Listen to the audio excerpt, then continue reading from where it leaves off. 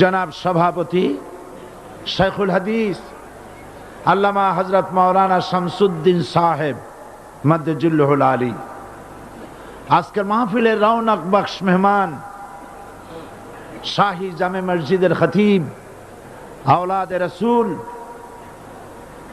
হযরত মাওলানা আনোয়ার তাহের আল জাবিরি আল মাদানী আতালাল্লাহু উমরাহু ওয়া বারাকাল্লাহু ফি হায়াতি। আমিন। আজকের মাহফিলে উপস্থিত হাজারাত উলামায়ে কেরাম, মজলুম আলেমে দ্বীন হযরত মাওলানা মুফতি ইজহারুল ইসলাম চৌধুরী, আজকের মঞ্চে উপস্থিত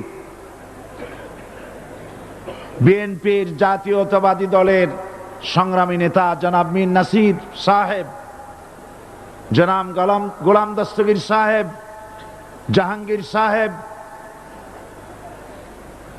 বিভিন্ন রাজনৈতিক দলের নেতৃবৃন্দ, সমাবেশে আগত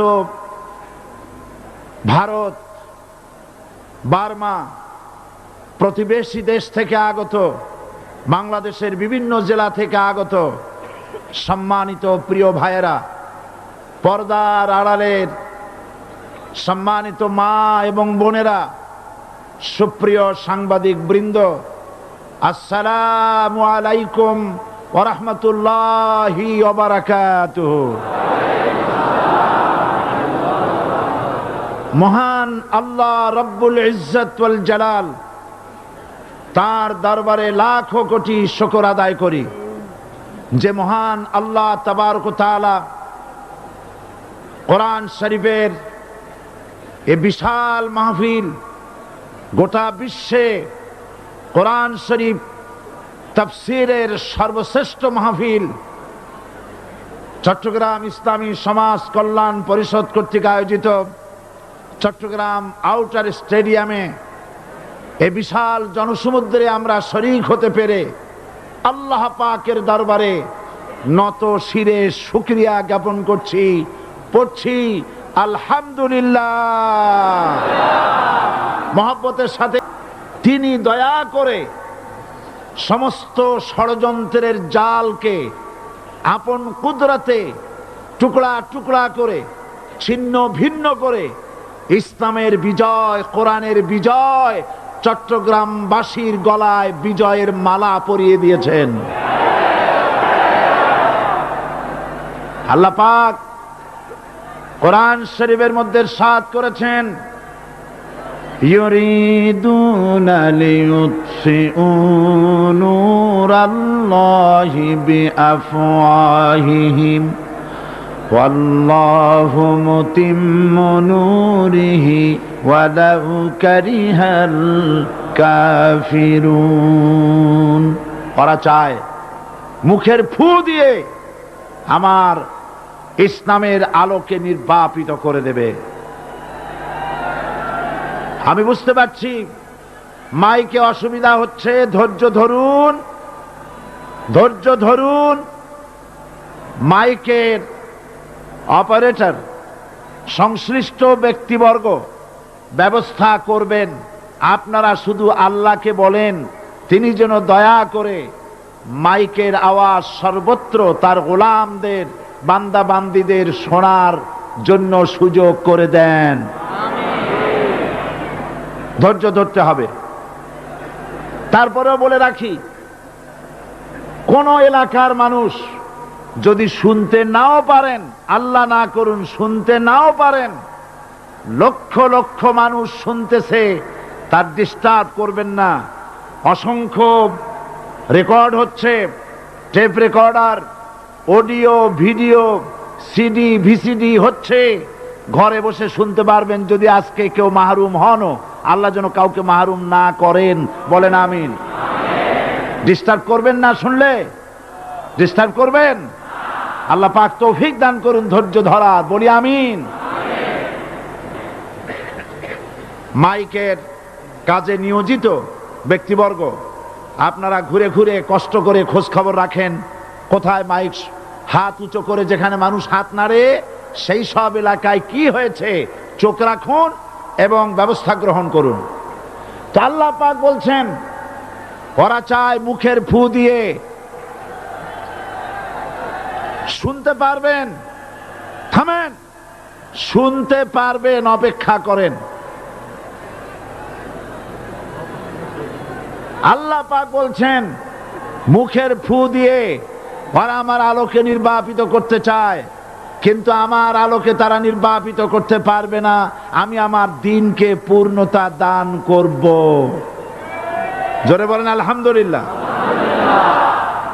কবি বলছেন সাথে যা কার রহা হ্যায় अज़ल से ता इमरोज़, सतेजा का रहा है अज़ल से ता इमरोज़, चरागे मुस्तफ़ा भी से शरारे बुलाबिस।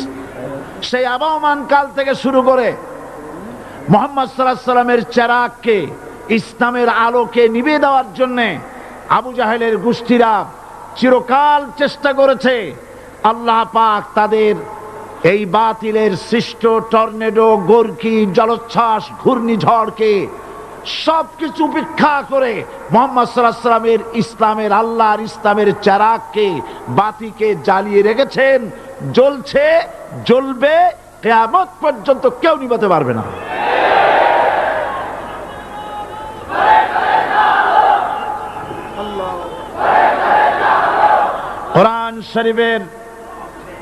কোরআন শরীফের তাফসীর শুরু করার আগে প্রতিদিনের মতো সাংবাদিকদের জন্য কিছু কথা বলতে হয়, কারণ সময় মতো তারা খবর পৌঁছতে না পারলে, আপনারা এখানে লক্ষ লক্ষ আছেন মানুষ, কিন্তু সারা জাতি জানতে পারবে না এখানে কি হচ্ছে।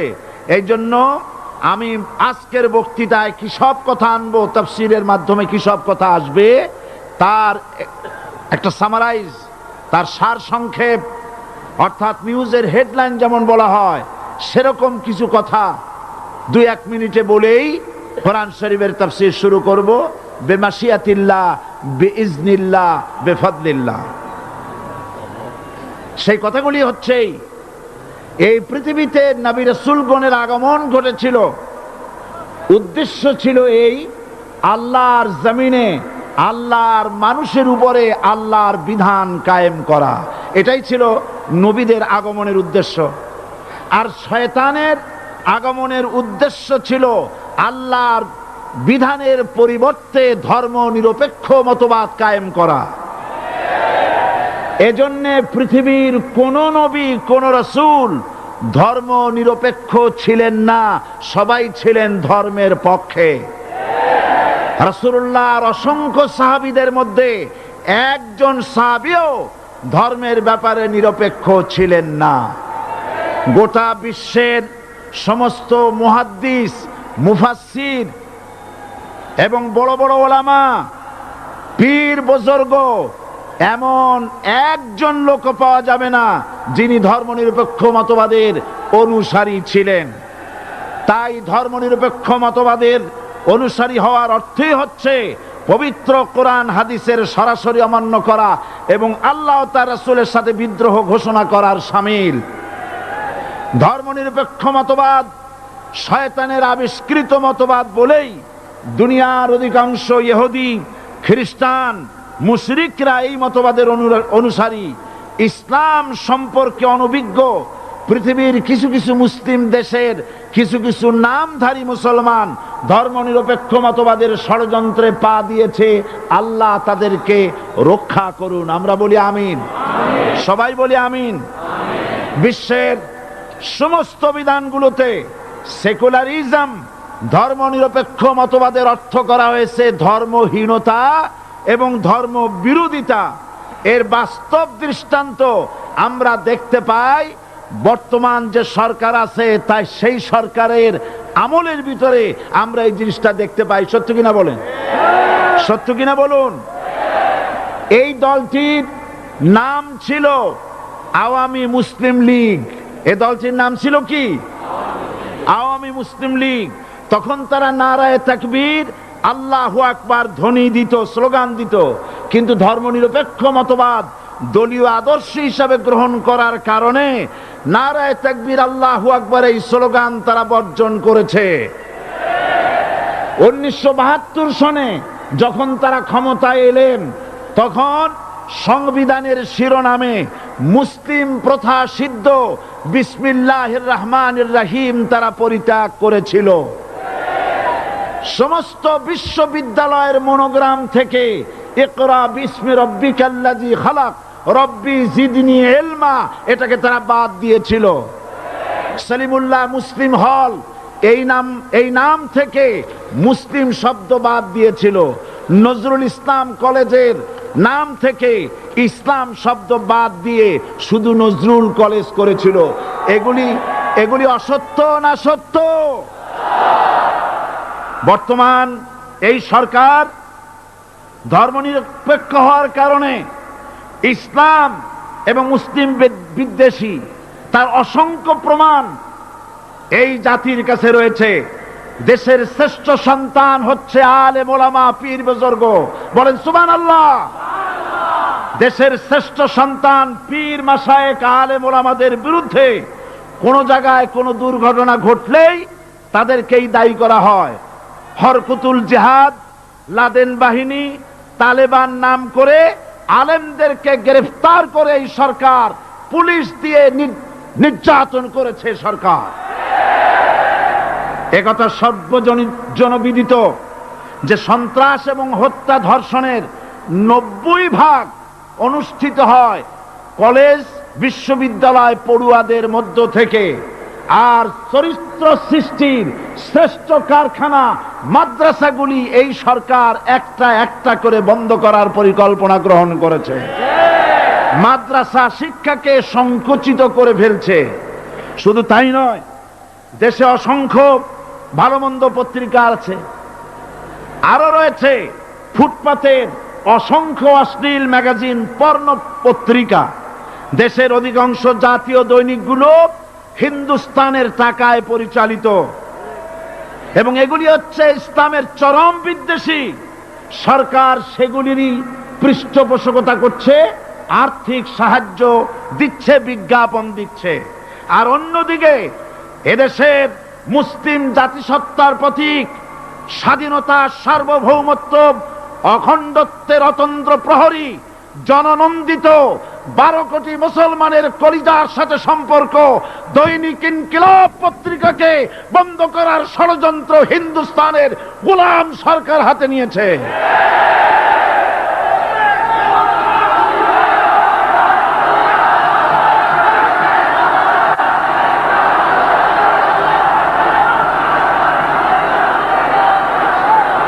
সরকার বস্তুনিষ্ঠ সাংবাদিকতায় ভয় পায়, ইসলামের পক্ষে কথা লিখলে ভয় পায়। এজন্য তারা দৈনিক ইনকিলাব এবং তার পরিবারের গায়ে হাত দেওয়ার প্রস্তুতি নিয়েছে। দৈনিক ইনকিলাবের সম্পাদকের গায়ে যদি হাত দেওয়া হয়, ইনকিলাব যদি বন্ধ করে দেওয়া হয়, সারা বাংলাদেশ অচল হয়ে যাবে।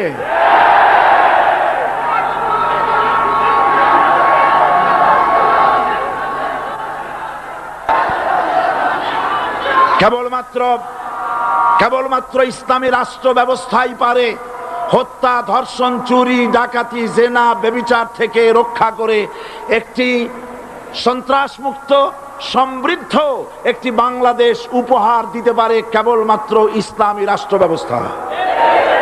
সুতরাং অবস্থা দৃষ্টে মনে হয় এরা যদি আরেক আল্লাহ না করুন, বলেন আল্লাহ না করেন, আল্লাহ না করেন, আল্লাহ না করেন, এরা যদি আরেকটাবার ক্ষমতায় যেতে পারে, 72-এর সংবিধানকে পুনরুজ্জীবিত করে ধর্মনিরপেক্ষ মতবাদ কায়েম করবে, সেজন্যে আজ গোটা তাওহীদবাদী মুসলমানদেরকে জানতে হবে ধর্মনিরপেক্ষ মতবাদ একটি কুফরি মতবাদ। ওলামারা আমাকে সাক্ষী দেন, ধর্মনিরপেক্ষ মতবাদ কুফরি মতবাদ কিনা। এই কুফরি মতবাদকে বাংলাদেশের মাটিতে যাতে কার্যকরী করতে না পারে তার জন্য গোটা তাওহীদি জনতা রুখে দাঁড়ান। আল্লাহ পাক সে তৌফিক গোটা জাতিকে দান করুন বলি আমিন। এবার আসুন কোরআনে কারীমের যে কথাগুলি আমরা আলোচনা করতে চাই, আপনাদের সামনে সূরা বাকারার 255 নম্বর আয়াত আমি তেলাওয়াত করে গত 2 দিন আলোচনা করেছি। আজকে আসেন সেই যেখান থেকে শেষ করেছিলাম সেখান থেকে আলোচনা শুরু করে যাক। সবাই আমার সাথে পড়েন, আউযু বিল্লাহি শাইতানির রাজিম, বিসমিল্লাহির রাহমানির রাহিম।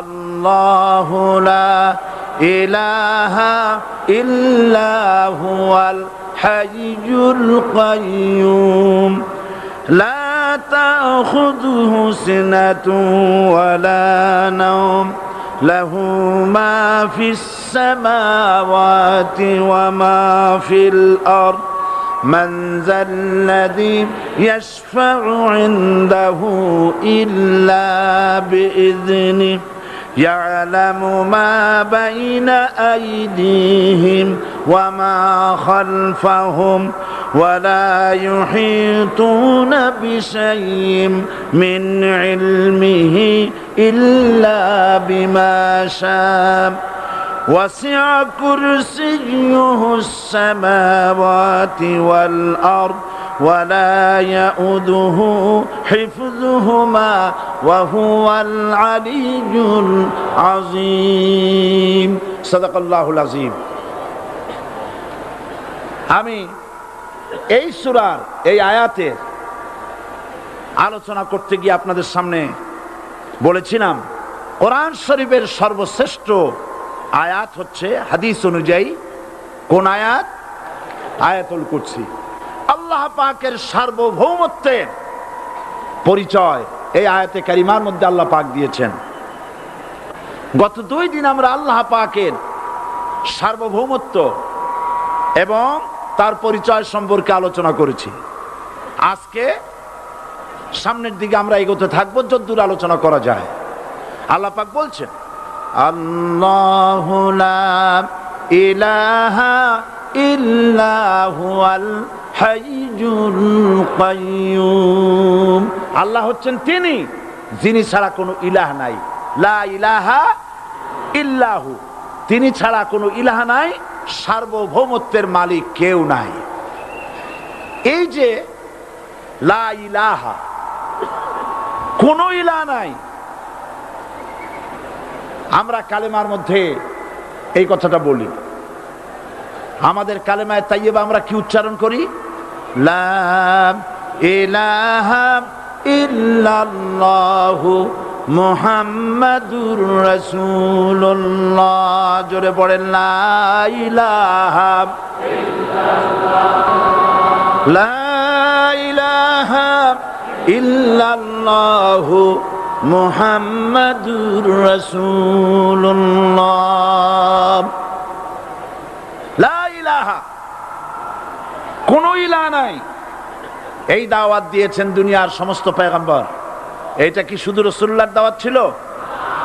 সমস্ত নবীদের স্লোগান ছিল একটা। সমস্ত নবীদের স্লোগান ছিল কয়টা? সবাই বলুন, কি সেই স্লোগান? লা ইলাহা ইল্লাল্লাহ। কোরআন শরীফের ভিতরে ইলাহ শব্দ 147 বার এসেছে। লা ইলাহার অর্থ যদি এই হয়, কোনো উপাস্য নাই আল্লাহ ছাড়া, কোনো মাবুদ নাই আল্লাহ ছাড়া, মুহাম্মদ সাল্লাল্লাহু আলাইহি ওয়াসাল্লাম আল্লাহর প্রেরিত রাসূল, তাহলে তো এত ঝঞ্ঝাট হওয়ার কথা ছিল না। আপনারা বলেন, নবীরা যখনই এই দাওয়াত দিয়েছেন লা ইলাহা ইল্লাল্লাহ, তখন সংঘর্ষ হয়েছে কিনা? হয়েছে কিনা? বাধা আসছে কিনা? তাহলে এই কথাটা কি যার কারণে এরকমের বাধা আসে? লা ইলাহা ইল্লাল্লাহ, এর চাইতে বিপ্লবাত্মক, এর চাইতে রিভলিউশন সৃষ্টিকারী কথা আল্লাহর আকাশের নিচে জমিনের উপরে আর একটাও হতে পারে না। লা ইলাহা ইল্লাল্লাহ। ইলাহ শব্দের অর্থ শুধু উপাস্য আর মাবুদ নয়। ইলাহ শব্দের অর্থ হচ্ছে আইনদাতা, ইলাহ শব্দের অর্থ হচ্ছে শাসনকর্তা, ইলাহ শব্দের অর্থ হচ্ছে বিধানদাতা। তো লা ইলাহা যখন একটি লোক ঘোষণা করে, তার অর্থ দাঁড়ায় কোনো আইনদাতা নাই, বিধানদাতা নাই, শাসনকর্তা নাই, কারো আইন মানি না, বিধান মানি না, শাসন মানি না, আল্লাহ ছাড়া। কে ছাড়া? আল্লাহ ছাড়া। এই কালেমার দাওয়াত যখন পয়গম্বরেরা দিয়েছেন, তখন 3 শ্রেণীর লোকেরা বাধা দিয়েছে। বলেন কয় শ্রেণী? সবাই বলেন। 3 শ্রেণীর লোকেরা বাধা দিয়েছে। লক্ষ্য করুন। 1 নম্বরে বাধা দিয়েছে রাষ্ট্র শক্তি। 1 নম্বরে বাধা দিল কারা? 2 নম্বরে বাধা দিয়েছে ধনাঢ্য ব্যক্তিবর্গ। 3 নম্বরে বাধা দিয়েছে যারা কায়েমি স্বার্থবাদী ধর্মীয় শক্তি। এই 3টি শ্রেণী সমস্ত নবীদেরকে বাধা দিয়েছে। সেই বাধা অতীতে যারা দিত এখন আর দেয় না, নাকি? এখনো দেয়। দেখুন, এই কালেমার দাওয়াত হযরতে মূসা আলাইহিস সালামকে যেদিন আল্লাহ পাক প্রথম ওহী দিলেন, এই দাওয়াত শুধু রাসূল দেন নাই, আল্লাহ পাক বলছেন প্রত্যেক নবী তার জাতিকে এই দাওয়াত দিয়েছেন। কি? আল্লাহ রাব্বুল আলামিন বলেন সকল নবী তার কওমকেই বলে দাওয়াত দিয়েছেন, ইয়া কওমি ইবুদুল্লাহা মা লাকুম মিন ইলাহিন গায়রু। হে সম্প্রদায়, আল্লাহ ছাড়া কোনো ইলাহ নাই, তার ইবাদত করো, তারই দাসত্ব করো, তার গোলামি করো। আল্লাহ পাক মূসা আলাইহিস সালামকে যখন নবুয়াত দিলেন, প্রথম যে ওহী এলো, প্রথম ওহীটাই ছিল ইন্নানি আনাল্লাহ লা ইলাহা ইল্লা আনা ফা'বুদনি ওয়া আকিমিস সালাতা লিযিকরি। নিশ্চয়ই আমি আল্লাহ, আমি ছাড়া কোনো ইলাহ নাই, আইনদাতা নাই, বিধানদাতা নাই, সুতরাং আমার দাসত্ব করো এবং আমার শরণার্থে নামাজকে প্রতিষ্ঠা করো। মূসা আলাইহিস সালামকে আল্লাহ পাক ওহী দিয়ে তাকে পাঠালেন। কোথায় পাঠালেন? আল্লাহ পাক বলেন, ইযহাব ইলা ফিরআউনা ইন্নাহু তাগা। গোটা কওম নাফরমান, আল্লাহর আইন কেউ মানছে না। গোটা কওমের কাছে না পাঠাইয়া আল্লাহ পাক সর্বপ্রথম মূসা আলাইহিস সালামকে দাওয়াত নিয়ে কার কাছে পাঠালেন? ফেরাউনের কাছে। কারণ ফেরাউন হচ্ছে রাষ্ট্রশাসক। ফেরাউন কি? রাষ্ট্রশাসক। টিলা, নিচের পানি পাহাড়ের উপরে যায় না, উপরের পানি না নিচের থেকে উপরে যায়? উপরে পানি নিচে আসে। সুতরাং দেশ যারা চালায়, এই লোকগুলি যদি ভালো হয়, গোটা দেশ ভালো হয়। আর সমস্ত মানুষটা যদি, রাষ্ট্র যিনি পরিচালনা করেন, এই লোকগুলি যদি খারাপ হয়, গোটা দেশ খারাপ হতে বাধ্য। এই জন্য আল্লাহ পাক বলছেন সর্বপ্রথম তুমি ফেরাউনের কাছে যাও এবং এই কালেমার দাওয়াত দাও। হযরতে মূসা আলাইহিস সালাম ফেরাউনের কাছে গেলেন আর দাওয়াত দিলেন। ফেরাউন পড়ে নাও, লা ইলাহা ইল্লাল্লাহ। একটি কথা আপনাদের মনে রাখতে হবে, দুনিয়ার কোন ফেরাউন, কোন নমরুদ, কোন সাদ্দাত, কোন হামান কেউ বলে নাই যে আমি আল্লাহ, আমি রাজ্জাক, আমি খালেক, আমি পৃথিবীর সৃষ্টি করেছি। কথা কেউ বলেছে? কেউ বলে নাই। কি বলেছে তারা? ফেরাউন বলেছে, মা আলিমতু লাকুম মিন ইলাহিন গায়রি। আমি তো জানি না আমি ছাড়া আরো কোনো ইলাহ আছে, এ কথা আমার জানা নাই, সুতরাং আমি হচ্ছি ইলাহ, আর তুমি বলছো লা ইলাহা। তার মানে হচ্ছে ওই সময় পয়গম্বরেরা, আল্লাহর নবীর সাহাবীরা, তারা জানতেন যে আমরা কিসের দাওয়াত দেই, আর যারা শুনতো তারাও বুঝতো কিসের দাওয়াত শুনতেছি। আজ আমার দেশে একই কালেমার দাওয়াত দেওয়া হয়, কিন্তু মানুষেরা বুঝতে পারে না কি শুনতেছি। ভাষা জানার ব্যাপারে, বোঝার ব্যাপারে হলো আসল বিষয়। এটা বুঝাতে গিয়ে আমি মাঝে মধ্যে একটা দৃষ্টান্ত দেই এভাবে। একজনের একটা রেশনের দোকান ছিল, সেই দোকানে তার একটা ময়না পাখি ছিল। আর ময়না পাখিকে কথা শেখানো যায়, সেটা তো আপনারা জানেন। জি, ময়নাকে শিখায়েছে যে লাইন করুন, এক এক করে আসুন। ময়না এই কথা শিখেছে। সকালবেলায় যখন রেশনের দোকানে ভিড় পড়ে গেছে, তখন ওই পাখি খাঁচার মধ্যে বসে বলছে লাইন করুন, এক এক করে আসুন। একদিন খাঁচার দরজা খোলা পেয়ে পাখি উড়ে গিয়ে গাছের ডালে বসেছে। আশেপাশে যত পাখি ছিল তারা চিন্তা করলো এই রকমের পাখি তো কখনো দেখি নেই। ময়না তো দেখতে কাকের মতো না, শালিকের মতো না, দেখতে একটা ভিন্ন রকম। ওরা এসে চতুর্দিক থেকে এই নবান্ত এই যে নতুন এসেছে ওরে ঠোকরানো শুরু করেছে চতুর্দিক থেকে। ঠোকরানি খেয়ে ময়না বলতেছে লাইন করুন, এক এক করে আসুন। এখন ময়না তো বোঝে না যে কি বলতেছি, আর যে পাখিরা ঠোকরাচ্ছে তারাও তো বোঝে না যে কি শুনতেছি। ময়না যদি বুঝতো যে আমি কি বলি, সবাই মিলে ঠোকরায়, তাই জান বাঁচে না। লাইন করে ঠোকরাইনি তো কলজে যাবে, সব ঠোঁটে ঠোঁটে চলে আসে, বোঝে নাই। আমাদের অবস্থা তাই হয়েছে। এই যে আপনারা এখানে দাঁড়ায়ছেন কেন? যারা যেখানে দাঁড়ায় বসা মানুষেরা অনুরোধ করে বসায় দেন। এত বড় বিশাল মাহফিলে আপনি দাঁড়ায়া কোন মানুষকে কষ্ট দিবেন না, জায়েজ নাই। মুসলমানদেরকে কষ্ট দেওয়া কবিরা গুনাহ। বুঝতে পেরেছেন?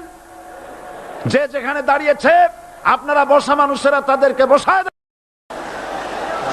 এত বড় বিশাল মাহফিলে আপনি দাঁড়ায়া কোন মানুষকে কষ্ট দিবেন না, জায়েজ নাই। মুসলমানদেরকে কষ্ট দেওয়া কবিরা গুনাহ। বুঝতে পেরেছেন? যে যেখানে দাঁড়িয়েছে আপনারা বসা মানুষেরা তাদেরকে বসায় দেন। সুতরাং এই কালেমার দাওয়াত যখন হযরতে মুসা আলাইহিস সালাম দিলেন, ফেরাউন বলল আমি তো জানি না যে আমি ছাড়া আরো কোন ইলা আছে, আইনদাতা তো আমি, তুমি নতুন কোথা থেকে আইনদাতা নিয়ে আসছো? ফেরাউন বলছে দেখো, আমারে বাদ দিয়া যদি অন্য কাউকে ইলা বলে তুমি মানো, আর সেই শিক্ষা যদি যে জাতিকে দাও, তাহলে আমি তোমাকে ধরে লাআজআলান্নাকা মিনাল মাসজুনিন, আমি তোমাকে কারারুদ্ধ করব, আমি তোমাকে জেলখানায় ঢুকিয়ে দেব। রাষ্ট্রশক্তি প্রথম বাধা দিল কারা? বলেন সবাই। সেই বাধা কি ওখানে শেষ হয়েছে না এখনো আছে? আছে কিনা জোরে বলেন। আমি তোমাকে জেলখানায় ঢুকাবো। হযরতে মুসা আলাইহিস সালাম বলেন ফেরাউন রে, জেলের ভয় আমি করি না, আমাকে জেলের ভয় দেখায়া লাভ নাই। আমি আল্লাহ পাকের পয়গম্বর হযরতে মুসা আলাইহিস সালাম। ফেরাউনের দলবল আছে, লোক লস্কর আছে, তার অস্ত্রের অভাব নাই। আল্লাহ রাব্বুল আলামিন মুসা আলাইহিস সালামের কাছে একটা অস্ত্র দিয়া দিলেন। দিছিলেন কিনা? আল্লাহ পাক হযরত মুসা কি বলেছেন? ওয়া মা তিলকা বিয়ামিনিকা ইয়া মুসা, মুসা রে তোমার হাতে ওটা কি? মুসা আলাইহিস সালাম বললেন এটা লাঠি। আল্লাহ পাক বললেন ফেলে দাও লাঠি। লাঠি ফালায় দিলেন। কি হয়ে গেল? হিয়া হাইয়াতুন তাসআ, লাঠি হয়ে গেল। এখন লাঠি পড়ে সাপ হয়ে গেল। সাপ দেখে নবী হোক, ওলি হোক, সাহাবী হোক আর আলেম হোক, সাপ দেখলে ভয় করে না মানুষের? মুসা আলাইহিস সালাম ভয় পাইছে। আল্লাহ রাব্বুল আলামিন হযরত মুসাকে শোনায় দিলেন, খুযহা ওয়া লা তাখাফ সানুঈদুহা সিরাতাহাল উলা,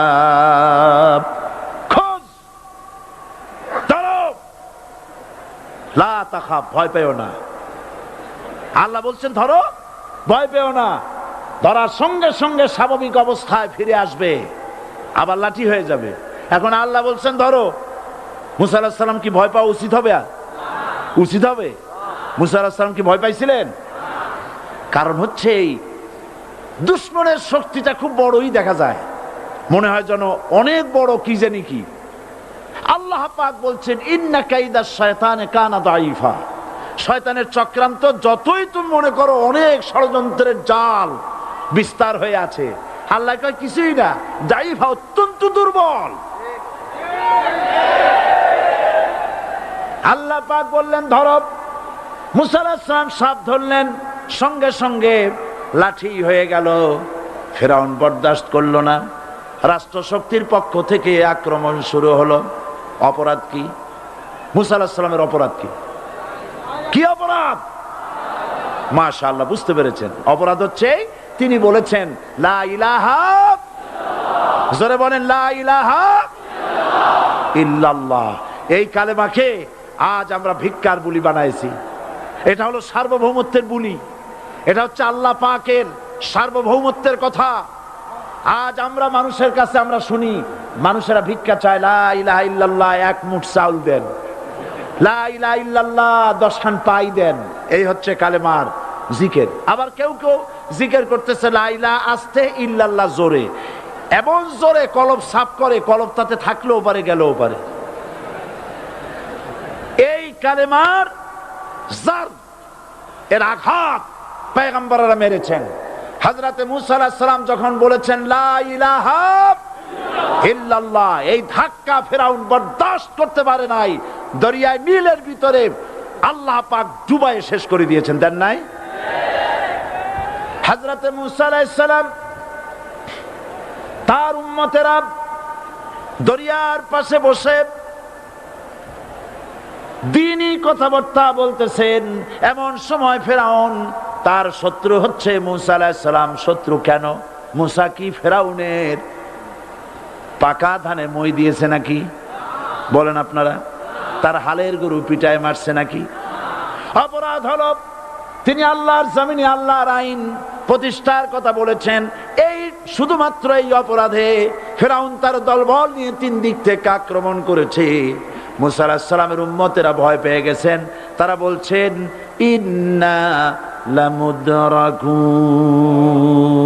আমরা পাকড়াও হয়ে গেছি। 3 দিকে সাড়াশি আক্রমণ, 3 দিকে শত্রু, একদিকে দরিয়া, পালাবার রাস্তা আছে? হযরত মূসা আলাইহিস সালাম ভয় পেয়ে গেলেন, সারেন্ডার করলেন না। হযরত মূসা আলাইহিস সালাম বললেন কাল্লা, কখনো নয়, ভয় পাওয়ার কোনো কারণ নাই। রব্বি সায়াহদিন, অবশ্যই আমার রব আমার জন্য রাস্তা করে দিবেন। ভয় পাইও না, আমার রব রাস্তা করে দিবেন। আল্লাহ রাব্বুল আলামিন হযরত মূসা আলাইহিস সালামকে অর্ডার করলেন, হাতের লাঠি দিয়া দরিয়ার উপরে আঘাত করো। হযরতে মূসা আলাইহিস সালাম দরিয়ার উপর আঘাত করলেন।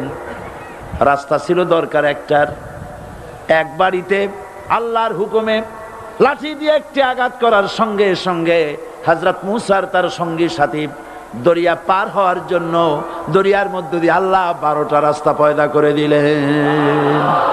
সে আল্লাহ আছে না নাই? এত আসতে বলেন কেন? ভয় পাওয়ার কারণ আছে? রাষ্ট্র শক্তি বাধা দিয়েছে সমস্ত নবীদেরকে।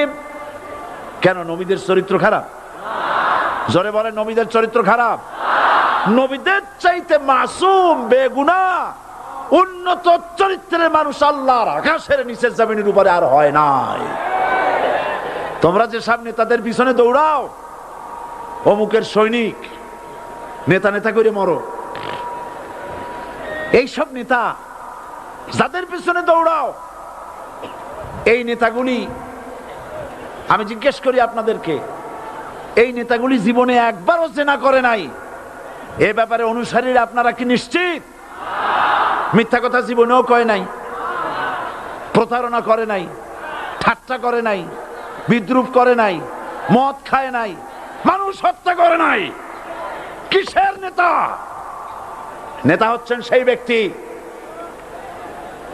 যিনি বলেছেন, ও আমার স্ত্রীরা, ও আমার সাহাবীরা, রাতের আধারে আমার মধ্যে যা আচরণ দেখতে পাও, দিনের আলোতে আমার মধ্যে যা দেখতে পাও, সবগুলি খুলে খুলে মানুষের কাছে বলে দাও। তার নাম বিশ্বনবী মুহাম্মদ রাসূলুল্লাহ সাল্লাল্লাহু আলাইহি ওয়াসাল্লাম।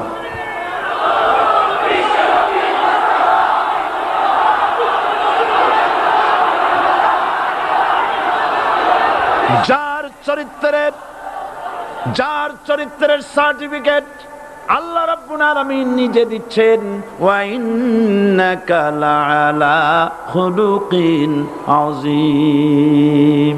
নবী হে, উন্নত চরিত্রের উপরে আপনি প্রতিষ্ঠিত। সুবহানাল্লাহ। কে সার্টিফিকেট দিচ্ছেন? আজিম, আজিম। আরবিতে চওড়াকে বলা হয় আরিদ, গভীরতাকে বলা হয় আমিক। কত প্রশস্ত, যা মাপার কোনো ফিতা নাই, কত গভীর, যা মাপার কোনো যন্ত্র নাই, এইটাকে আরবিতে বলা হয় আজিম। সুবহানাল্লাহ বলতে ইচ্ছে করে না? ও নবী, তোমার চরিত্র এমন যা মাপার মতো যন্ত্র পৃথিবীতে নাই। এই সার্টিফিকেট দিলেন কে? সমস্ত নবীরাই চরিত্রবান, নবীরা মাসুম, বেগুনাহ। সুবহানাল্লাহ বিহামদিহি। সেই নবীরা মার খান নাই?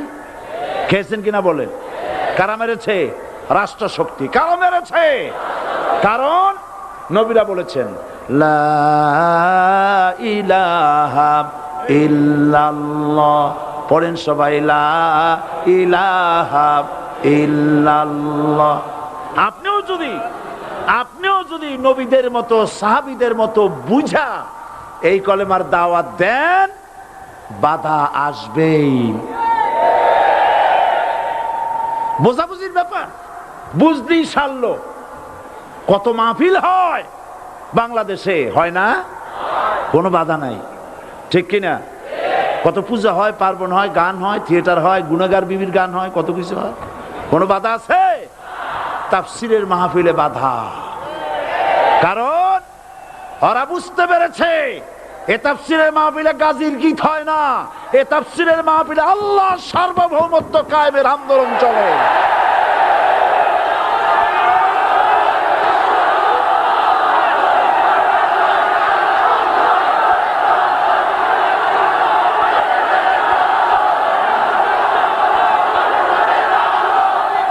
এবার দেখুন, এবার কলেমা বোঝেন, কালেমা বুঝুন। বঙ্গভবনের সামনে দাঁড়াইয়া, গণভবনের সামনে দাঁড়িয়ে আপনি যদি কালেমার জিকির করতে থাকেন, লা ইলাহা ইল্লাল্লাহ, লা ইলাহা ইল্লাল্লাহ, লা ইলাহা ইল্লাল্লাহ, লা ইলাহা ইল্লাল্লাহ, 2-1 ঘন্টা, 2-4 ঘন্টা, দেখবেন অফিসাররা এসে বলবে, না জানি কোন খাজা বাবা আসছে, আসেন আসেন, নিয়ে খাইতে দেবে, হাদিয়া দেবে। যেহেতু যিনি পড়তেছেন উনি বোঝেন না কি বলতেছেন, আর যারা দাওয়াত দিয়ে নিয়ে গেল ওরা টের পায় নাই যে কি কি শুনে দাওয়াত দিতেছে। কিন্তু আপনি যদি বঙ্গভবন, গণভবন, সেক্রেটারিয়েট আর পার্লামেন্ট এর ভিতরে ঢুকে যদি বলেন, কোন মানুষের তৈরি করা আইন মানি না, কোন সরকারের সার্বভৌমত্ব স্বীকার করি না, কারো বিধান মানি না, কারো তৈরি করা আইনের সামনে মাথা নত করি না, আল্লাহ ছাড়া কারো বিধান মানি না, হাদিয়া আসবে, খাইতে দেবে, পকেটে টাকা দেবে, খাওয়াবে এক জায়গায় নিয়ে। কোন জায়গায়? লাল দালানে। বোঝাবুঝির ব্যাপার। পয়গম্বরেরা দাওয়াত দিয়েছেন আয়াতুল কুরসি, ফরজ নামাজ পড়িয়া দেখছি অনেকেই জামার বুতাম টুতাম খুলিয়া তারপরে জোরে একটা ফু দেয়। অসুবিধা নাই, ফু আপনি দেন, কিন্তু কি পড়ে ফু দিচ্ছেন আপনি কি বুঝছেন কিছু? সুবহানাল্লাহ। বুঝলি কি এই চেহারা হয়? এতগুলো মানুষ লাগে নাকি বিপ্লব করতে, কালেমার রস কায়েম করতে? 313 জন মুসলমান যথেষ্ট পৃথিবীতে।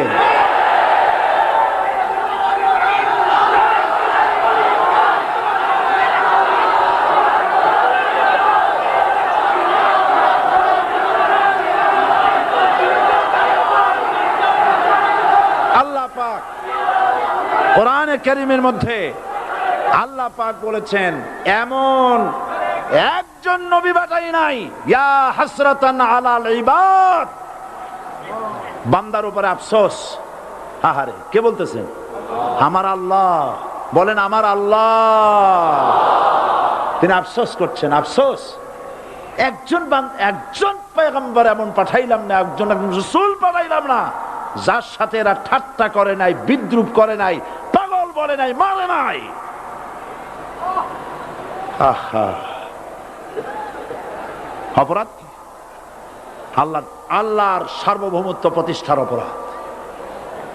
হযরত হযরত ইব্রাহিম আলাইহিস সালাম তিনি যখন এই কালেমার দাওয়াত দিয়েছেন নমরুদের বিরুদ্ধে, নমরুদ বলেছে মান আসাদ্দু মিন্না কুওয়া, আমার চাইতে শক্তিশালী আর কে আছে? আনা রব্বুকুমুল আলা, আমি তোমাদের বড় প্রভু। নাউজুবিল্লাহ। কই থেকে একটা তুমি বলছো লা ইলাহা ইল্লাল্লাহ, আমি তো ইলাহ। হযরত ইব্রাহিম আলাইহিস সালামকে কালেমার দাওয়াত পেশ করার অপরাধে অগ্নিকুণ্ডের ভিতরে ফালাবার ব্যবস্থা হয়ে গেছে। আল্লাহ পাক সব ঘটনা কোরআনে বলে দিয়েছেন কিনা বলেন? কেন বললেন এই সমস্ত কথা? এই জন্য বলেছেন ফেরাউন মরে যাবে, নমরুদ মরে যাবে, কিন্তু তাদের প্রেতাত্মারা যুগে যুগে তারা বেঁচে থাকবে। আগুনের ভিতরে ফালাবার ব্যবস্থা হয়েছে। আল্লাহ পাক বলে দিয়েছেন আমার রাস্তায় যদি চেষ্টা করো, জিহাদ করো, আমার সাহায্য তোমরা পাবে। ওয়া কানা হাক্কান আলাইনা নাসরুল মুমিনিন, মুমিনদেরকে সাহায্য করা আমি আল্লাহর জন্য ওয়াজিব। সুবহানাল্লাহ বলবেন না? আলহামদুলিল্লাহ বলবেন না? আমার জন্য ওয়াজিব মুমিনদেরকে সাহায্য করা। ইব্রাহিম আলাইহিস সালামকে আগুনে ফেলানো হচ্ছে। হযরত জিবরাইল বলেন ইব্রাহিম তোমাকে আগুনের ভিতরে ফেলানো হতেছে, আমার কাছে সাহায্য চাও, আমি তোমারে বাঁচায় দেব। হযরত ইব্রাহিম আলাইহিস সালাম তিনি বললেন জিবরাইল আমার পরীক্ষা চলতেছে, আমাকে ডিস্টার্ব করো না, আমি তোমার কাছে সাহায্য কেন চাইবো? আমি তো এমন কোন অন্ধ আল্লাহর ইবাদত করি না যিনি তার বান্দার দুঃখ দুর্দশা নিজের চোখে না দেখেন। পরীক্ষা পাস করছে না? পাস করছেন কিনা? হযরত ইব্রাহিম বলেন শোনো জিবরাইল, আমি যদি আগুনের ভিতরে পড়ে যাই আর আগুনে পুড়ে যদি ভস্ম হয়ে যায়, আমার আল্লাহ যদি এতে খুশি হন, তাহলে আমি আমার রব্বুল আলামিনকে খুশি করার জন্য এভাবে 1000 বার পড়তে আমি রাজি আছি। ইব্রাহিম আলাইহিস সালাম আগুনের ভিতরে পড়ে গেলেন। আল্লাহ রাব্বুল আলামিন আগুনের প্রতি নোটিশ করে দিলেন ইয়া নারু কুনি বারদাও ওয়া সালামান আলা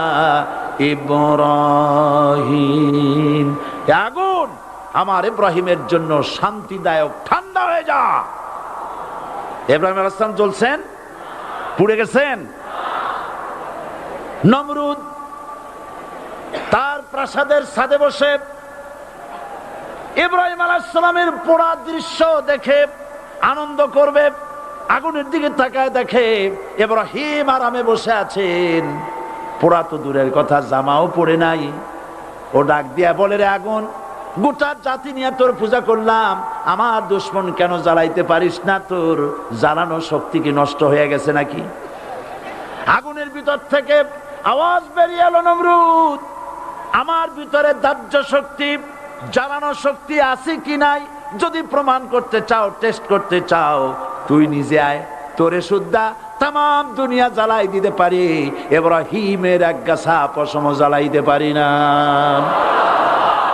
বিশ্বকবি আল্লামা ইকবাল কি সুন্দর করে বলেছেন, আজ ভি হো জু ইব্রাহিম কা ইমা पैदा आग कर सकती है एक अंदाजे गुलिस्तां पैदा। ইব্রাহিমের ঈমান যদি আজও কোথাও হয় বিদ্যমান, করতে পারেন অগ্নিকুণ্ডে খুবসুরত এক গুলিস্তান। এখনো যদি ইব্রাহিমের সন্তানদেরকে আগুনের মধ্যে ফেলে দেওয়া হয়, আর ইব্রাহিম ঈমান যদি থাকে, আগুনকে ফুলের বাগান বানাবার ক্ষমতা আল্লাহর আছে। চিরকাল আল্লাহ পাক এই কালেমাকে দিয়েছেন আল্লাহর সার্বভৌমত্বকে প্রতিষ্ঠা করার জন্য। আয়াতুল কুরসি শুধু পড়ে বুকে ভিউ দেওয়ার জন্য নয়, পড়েন আমার সাথে, আল্লাহু লা ইলাহা ইল্লা হুয়াল হাইয়ুল কাইয়্যুম। দুনিয়ার সমস্ত পয়গম্বর অত্যাচারিত হলেন, শুধু তাই নয়, বিশ্ব নবী আখিরি জামানার পয়গম্বর নবী মুহাম্মদ রাসূলুল্লাহ সাল্লাল্লাহু আলাইহি ওয়াসাল্লাম জাতির কাছে আসলেন। তিনি এসে বললেন, ইয়া আইয়ুহান নাস কুলু লা ইলাহা ইল্লাল্লাহ। প্রথম দাওয়াত শুনছেন কথা? রাসূলুল্লাহ বলছেন, ও জাতি, আমার রাসূল তো মক্কার রাসূল না শুধু, মদিনার রাসূল না শুধু, আরবি ভাষা ভাষীদের রাসূল না শুধু, আমার নবী কি নবী? চিল্লায় বলেন। তাই তিনি বলেছেন, ও বিশ্বের মানবতা, বিশ্বের মানব গোষ্ঠী, যদি মুক্তি পেতে চাও, নাজাত পেতে চাও, উচ্চারণ করো, বিশ্বাস করো, আমল করো, বলো লা ইলাহা ইল্লাল্লাহ। জোরে পড়েন, লা ইলাহা ইল্লাল্লাহ, লা ইলাহা ইল্লাল্লাহু মুহাম্মাদুর রাসূলুল্লাহ। আবু জাহেল বুঝছিল কলেমার অর্থ? কথা বলেন না কেন? আবু জাহেল বুঝছিল? উতবা, সাইবা, মুগিরার গোষ্ঠীরা বুঝছিল? বুঝেছে। তারপরে তারা চিন্তা করলো যে সর্বনাশ তো করছে, লা ইলাহা, কোন ইলাহা নাই, আইনদাতা নাই, বিধানদাতা নাই, তাহলে আমরা কি ঘরে বসে বসে কি করব? উনি নতুন একজন ইলাহ নিয়ে আসছে, আল্লাহ ছাড়া কোন ইলাহ নাই, তাহলে আমাদের কাজটা কি? প্রথমে তারা চেষ্টা করলো যে একটু দেখি নরম নরম ভাবে হয় নাকি।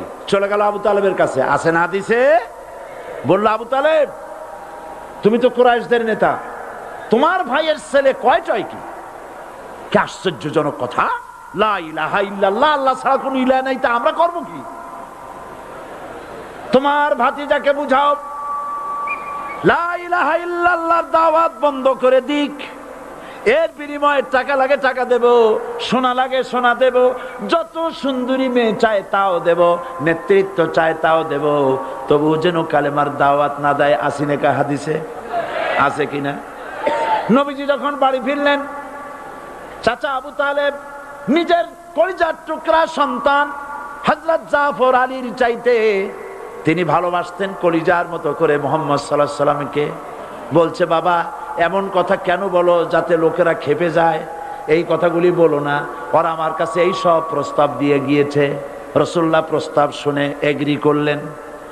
জি, আমার নবী বলেন, ও আমার চাচা আবু তালেব, প্রস্তাবকারীদেরকে শুনিয়ে দিন। হুজুরের সাথে তখন অনেক লোকজন নাকি? অনেক অস্ত্রপাতি? কিচ্ছু নাই, আল্লাহর শক্তি ছাড়া কিছুই না। আমার নবী বলেন, ও আমার চাচা আবু তালেব, প্রস্তাবকারীদেরকে শুনিয়ে দেন, যেটা দেওয়া সম্ভব সেটা তো দূরের কথা, যেটা দেওয়া সম্ভব নয় তাও যদি তারা দিতে পারে আমারে, যেমন আকাশের সূর্যটা ধরে এনে ওরা যদি আমার ডান হাতে তুলে দেয়, আকাশের পূর্ণিমার চাঁদটা ধরে যদি বাম হাতে আমার তুলে দেয়, এর বিনিময়ে এক মুহূর্তের জন্য তাওহীদের দাওয়াত আমি বন্ধ করে দেব না। সুবহানাল্লাহ।